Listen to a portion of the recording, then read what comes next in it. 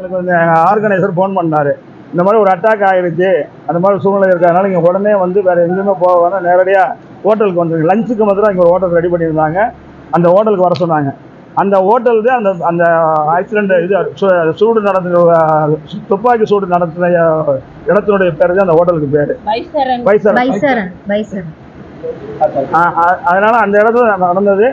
நடந்த உடனே எங்களுக்கு உடனே வந்து மிலிட்ரியும் நல்லா கோஆப்ரேட் பண்ணாங்க. கோஆப்ரேட் பண்ணும்போது எங்களில் வந்த ஒரு நபருக்கு திடீரென்று ஹார்ட் அட்டாக் வந்துருச்சு. இதை கேள்விப்பட்டோன்னே ஹார்ட் அட்டாக் வந்துருச்சு.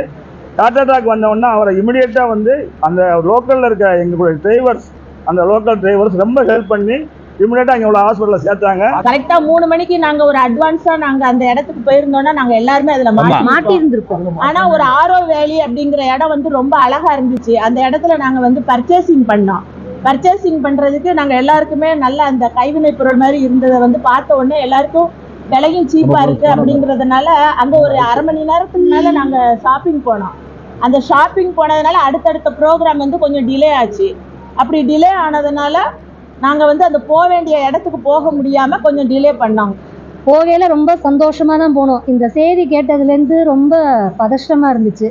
ஆனால் எங்களுக்கு வந்து ஹெல்ப்லைனில் கான்டாக்ட் பண்ணிவிட்டு அவங்க ஃபுல் சப்போர்ட் எங்களுக்கு பண்ணி இங்கே சென்னை வர முடிய ஃபுல்லாக ஹெல்ப் பண்ணி இப்போ வந்து எங்களை மதுரைக்கும் ட்ராப் பண்ணுற அளவுக்கு வேன்லாம் எல்லாம் ஏற்பாடு பண்ணி கொடுத்துருக்காங்க. அதுக்கு வந்து ரொம்ப சந்தோஷம்.